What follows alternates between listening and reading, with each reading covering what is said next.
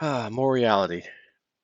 Wouldn't it be nice to come out here and just feed you a bunch of fluff? Just lie to your face and make you feel good. Makes you feel good. Not all that matters. Make people feel good. But you're lying to their face. So what? Give them feel good news. Everything's fine.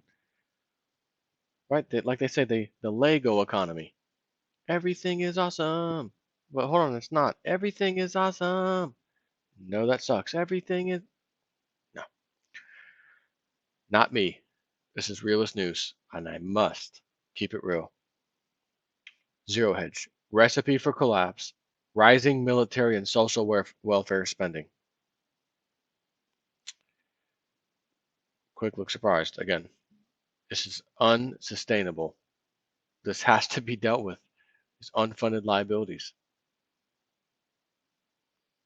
Leaders faced with unrest, rising demands, and dwindling coffers always debauched their currency as the politically expedient solution. Whatever you think of former Fed Chair Alan Greenspan, he is one of the few public voices identifying runaway entitlement costs as a structural threat to the economy and nation. We can summarize Greenspan's comments very succinctly. There is no free lunch. The more money, well, I mean, if you ask Bernie Sanders, there's quite a few free lunches, but Seabass is going to pick up the bill on that one. The more money that is siphoned off for entitlements, the less there is for investment needed to maintain productivity gains that are the foundation of future income generation. Greenspan, worried about inflation, says entitlements crowding out investment, productivity is dead. Many people look to the rising costs of the U.S. military as the structural problem, and they have a point. There is no upper limit on military spending, and the demands by the civilian leadership of the nation on the services and the Pentagon's demands for new weaponry are constantly pushing budgets higher. But the truth is, entitlement spending now dwarfs military spending. I got to tell you, I was not aware that it was that bad. I knew they were both the big part of the pie, but I didn't think it was that high. What could take out military spending? Entitlements. The next best thing. It's the only thing that can take that out. So it says many people look at the rising cost of the U.S. military as a structural problem, and they have a point. There is no upper limit on military spending, and the demands by the civilian leadership on the services and the Pentagon's demands for new weaponry are constantly pushing budgets higher. But the truth is, entitlement spending now dwarfs military spending. Entitlements are more than 1.75 trillion, half of all federal spending, while the Pentagon, VA, etc., costs around 700 billion annually. We have a model for what happens when military and social welfare spending exceed the state's resources to pay the rising costs. The state/empire collapses. Once again, I'll say it till I'm blue in the face. Everything that I'm reading you, have been reading you, these are all symptoms of a dying empire. The Western Roman Empire, speaking of which, the Western Roman Empire offers an excellent example of this dynamic. As the pressures along the empire's borders rose, Rome did not have enough tax revenues to fully fund the army. Hired mercenaries had become a significant part of the Roman army, and if they weren't paid, then the spoils of war became their default pay. Now, I find that statement interesting because, man, do we have us some hired mercenaries that we use all over the world. I'm not talking about the army or the military. The guys, I'm making $150,000 a year, man. Those guys. There's a lot of those people. That reminds me of this. Again, I look at the Roman Empire and America today. If you take out technology, the advancements in technology, just take that out, you can actually see an apple for apple, orange for orange list of things. Oh, they did that, we're doing that. Oh, they did that too, we're doing that. They had pensions, we have pensions. They had unfunded liability, we have unfunded. They went warring to try to deal with it. What have we been doing for the last 15 years?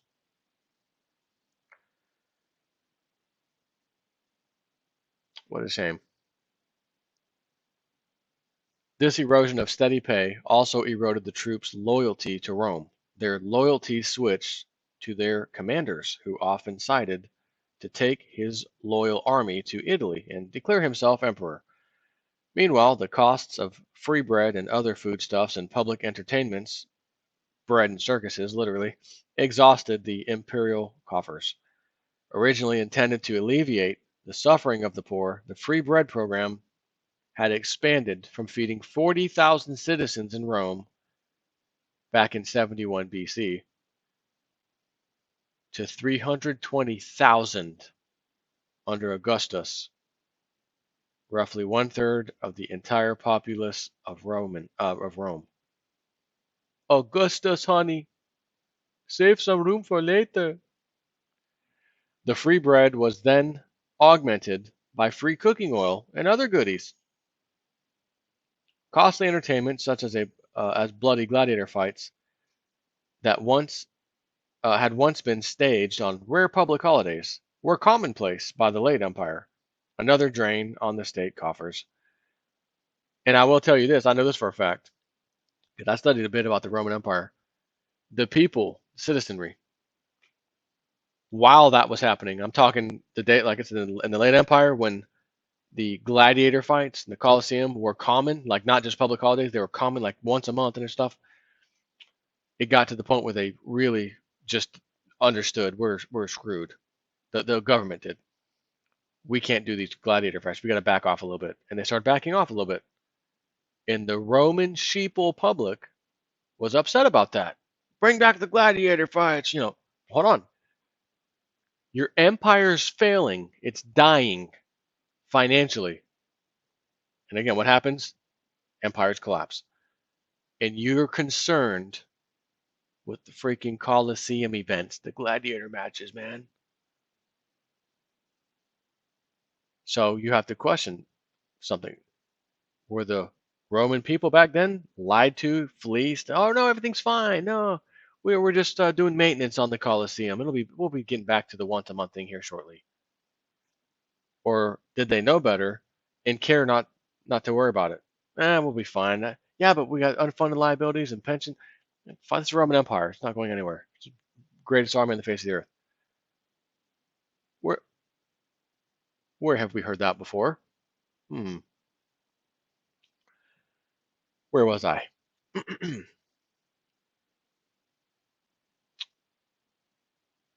Okay. Like all states under financial pressure, the empire devalued its currency as a means of stretching sagging resources. A measure of wheat that cost 6 drachmas in the first century AD,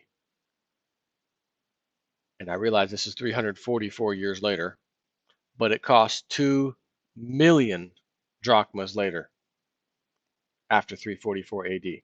Now, granted, first century, 344, that's the equivalent of whatever bread cost, which I can't even say, it's not even the equivalent because the United States hasn't been around that long. I think we're around 239 years or something.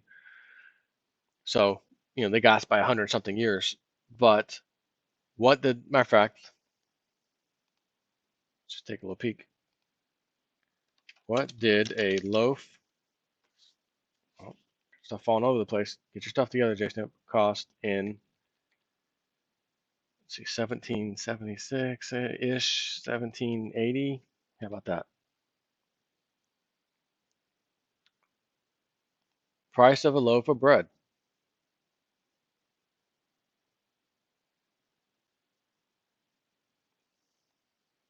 Bread.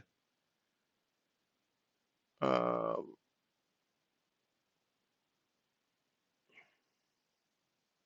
Shillings. Don't know if I can do shillings.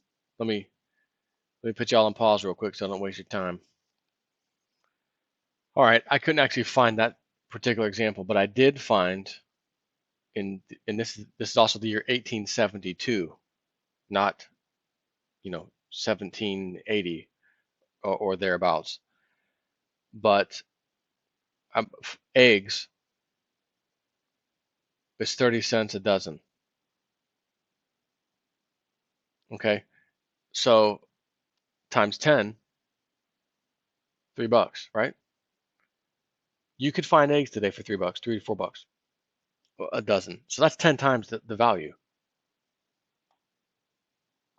That example I gave you, 6 drachmas times 10 would be 60. A little overboard. How about 100 drachmas?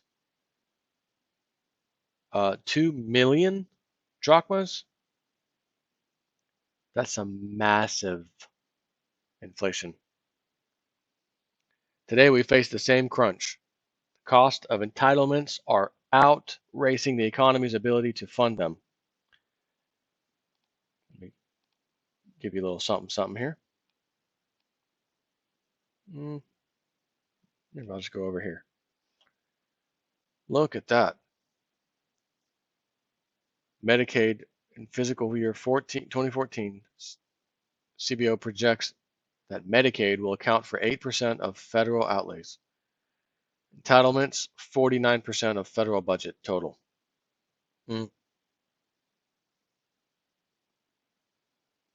Would you look at that? This, again, this is the Roman Empire. Hook, line, and sinker. Let's take a look at that.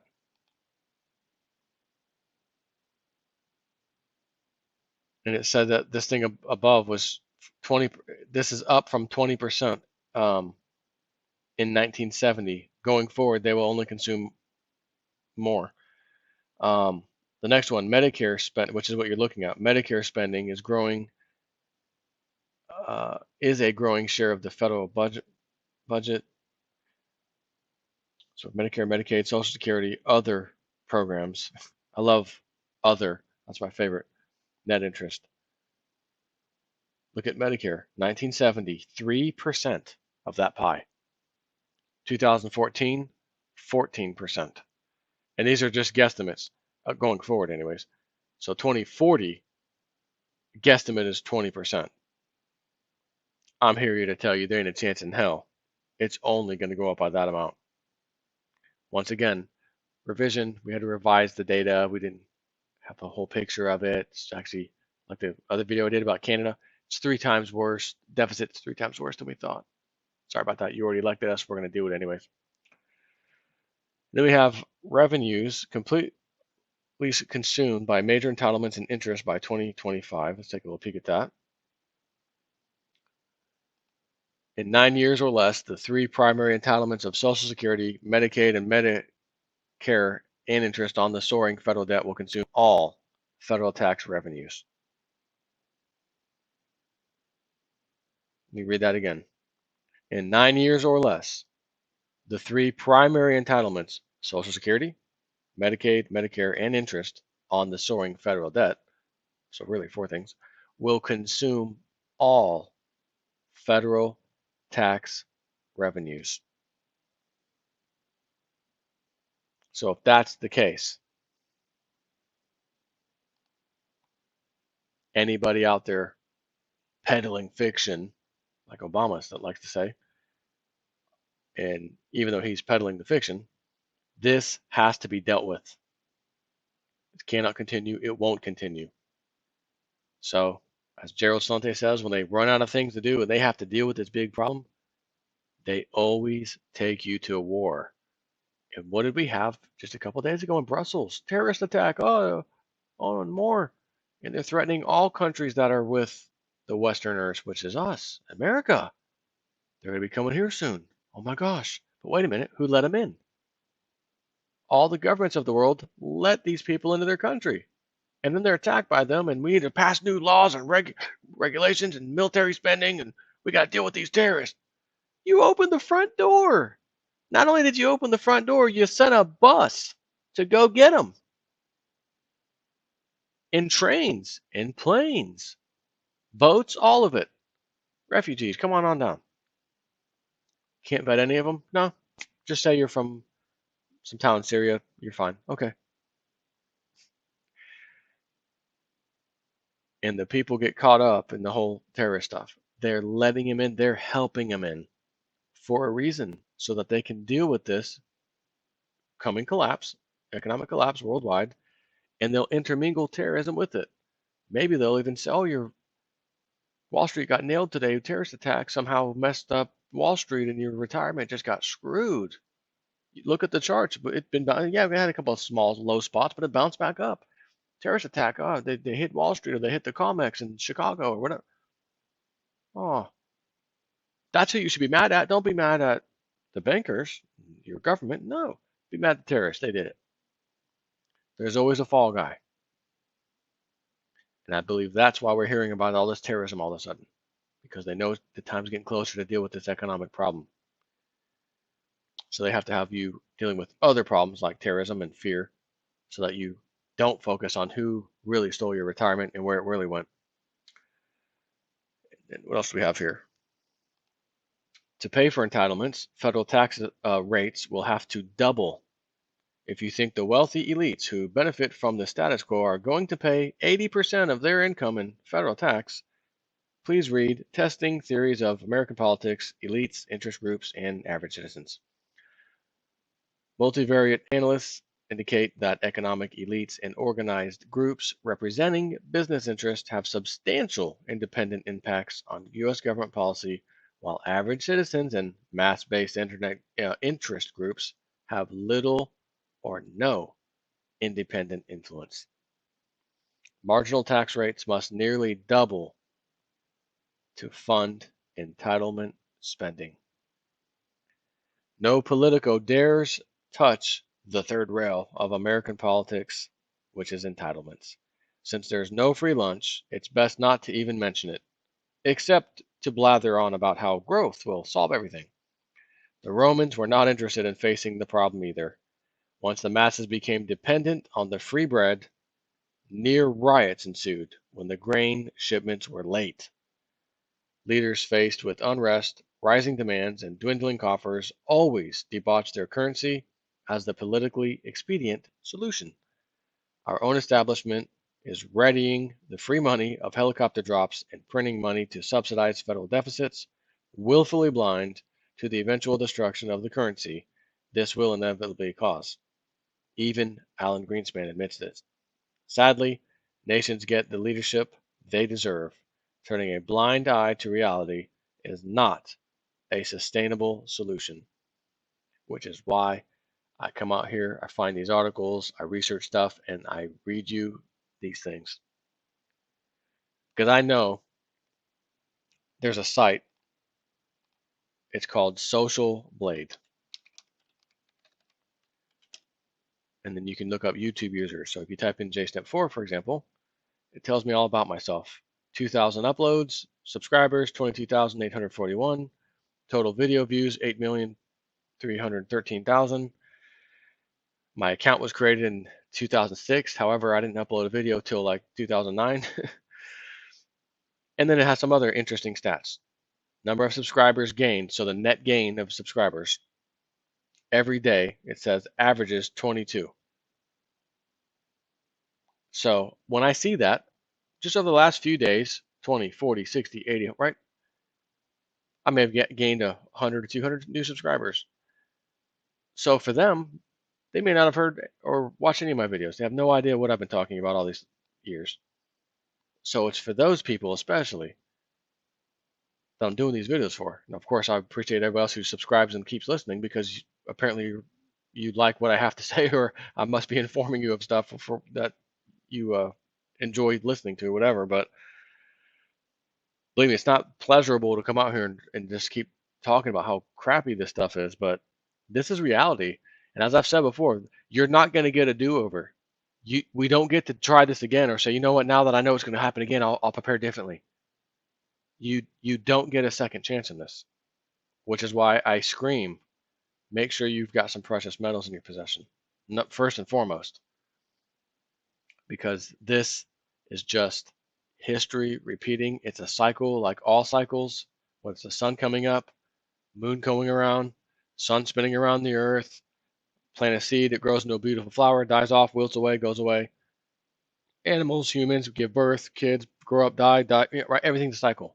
Everything's a cycle. And we have thousands of years. But even if you just look at the last 2,000 years, like let's go back to 1 AD with the Roman Empire. How many other empires have come and gone? How about the Ottoman Empire? Another one. There are tons of empires that have come and gone, and they all usually follow the same steps, which all end with entitlements destroying unfunded liabilities, i.e., entitlements, destroying the empire. So I don't know about you, but what little I have, I would like to keep if I could. And the only thing that I can see that helps me do that is precious metals. Because as these problems get worse, those metals will be going way higher, especially when you understand that the prices that are set every day are rigged and that miners got screwed the other day when the London Fix came out and dropped the price 84 cents or so, while the COMEX said it was 84 cents higher. Millions and millions and millions and millions and millions and millions of dollars, maybe billions potentially, were lost by one party and gained by the other just because they dropped it 84 cents. And that burned some serious bridges. And these producers said, you know what? A lot of them, we're not coming back. We're going to go get our price fixing from somewhere else. So the days are numbered for this price fixing mechanism, which it literally is a fix. It's a freaking rig job. You don't want to be getting precious metals after that thing is completely exposed and isn't functioning anymore, because it's going to be a big time ouch moment when you see the prices. You want to get yours now. I scream that so much, but I'm only going off history and cycles. You can't go wrong when you do that, right? Take care.